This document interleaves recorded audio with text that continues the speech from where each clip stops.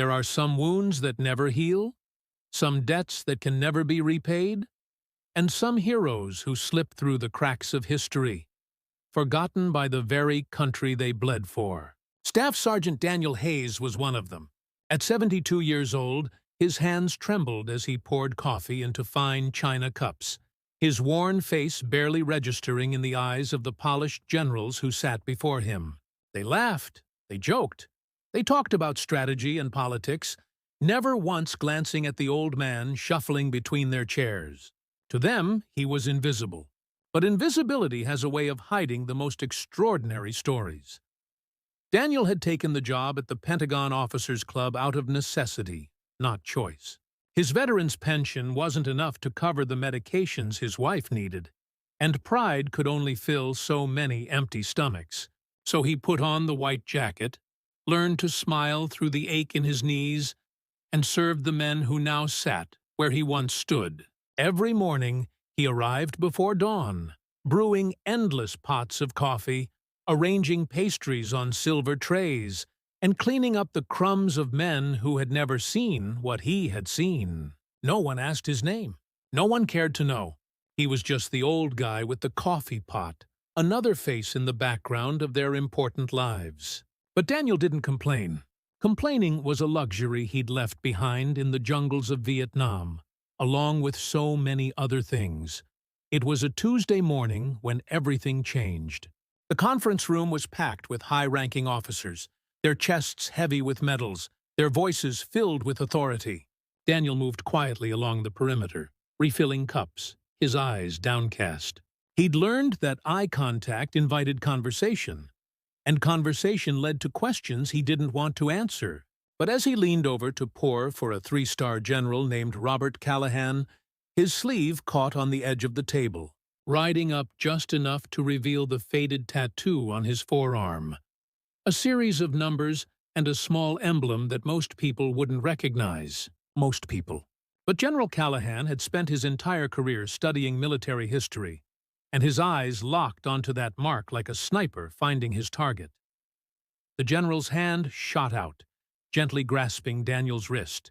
The room fell silent. Daniel's heart hammered in his chest as every eye turned toward them. "That tattoo," Callahan said slowly, his voice carrying a weight that made the other officers lean forward. "That's Hill 875, November 1967, 4th Battalion, 503rd Infantry." Daniel tried to pull away, but the general's grip, though gentle, was insistent. "Sir, I need to finish serving," Daniel began, but Callahan cut him off. "What's your name, soldier?" The question hung in the air like smoke. Daniel hesitated. Decades of trying to forget warring with the discipline that still lived in his bones. "Hayes, sir. Daniel Hayes." You could have heard a pin drop in that room. General Callahan stood slowly, his chair scraping against the floor, his eyes never leaving Daniel's face. "Gentlemen," he announced to the room, his voice thick with something between awe and anger. "Do you know who this man is? Do any of you have any idea who's been serving your coffee for the past 6 months?" The officers exchanged confused glances, their important meeting suddenly derailed by the old man with the coffee pot. Callahan walked around the table and stood directly in front of Daniel, and then, in a moment that seemed to stop time itself, the three-star general came to attention and saluted. "Staff Sergeant Daniel Hayes, Medal of Honor recipient, Hill 875, Dak To." He held a position against 3 waves of enemy assault for 7 hours after his entire squad was killed. He was shot twice, took shrapnel in 4 places, and still carried 3 wounded men down that hill on his back. He's the reason 27 soldiers made it home to their families. The general's voice cracked. "And we've had him pouring our coffee." The shame that flooded that room was palpable, thick enough to choke on. Officers who had been laughing moments before couldn't meet Daniel's eyes. Some of them were younger than the war he'd fought in, wearing medals for achievements that paled in comparison to a single hour of what Daniel had endured. The general who had been seated next to where Callahan stood slowly rose, then another, then another, until every man in that room was standing at attention, saluting the old man in the white jacket. Daniel's eyes glistened with tears he'd held back for 50 years. He'd never wanted recognition, never sought the spotlight. After the war, he'd returned to a country that spat on him, called him a monster, treated him like he'd done something wrong by surviving. So he'd buried his medals in a drawer, hidden his scars under long sleeves, and tried to live quietly. He'd thought that's what people wanted from him. Silence. Invisibility. But General Callahan wasn't finished. Within a week, Daniel's story had spread through every corridor of the Pentagon. The officer who had hired him for the serving position was quietly reassigned. The Secretary of Defense himself invited Daniel to his office, not as a servant, but as an honored guest. They offered him a position as a military liaison, a consultant, a dozen different titles that came with respect, and a salary that would let his wife get the care she needed. But more than that, they offered him something he'd lost decades ago. Recognition. Not the kind that comes with parades and politicians, but the quiet acknowledgement from fellow warriors that he mattered, that what he'd done hadn't been forgotten by everyone.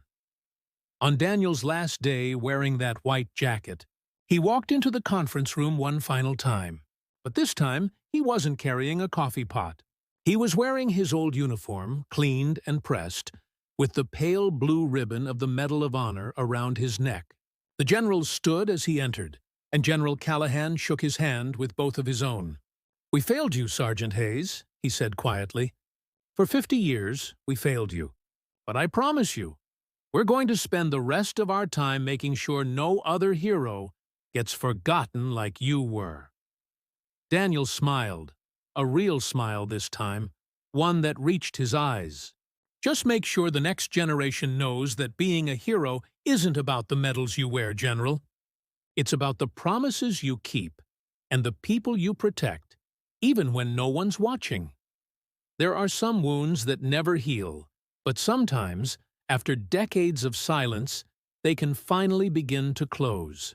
Daniel Hayes had spent half a century believing his sacrifice didn't matter, that his service had been for nothing. But in a moment of recognition, in the eyes of men who understood the weight of duty, he found something he thought he'd lost forever. He found his place among brothers, and that, more than any medal, was worth fighting for. Because some debts can never be repaid, but they can be honored. And sometimes, that's enough.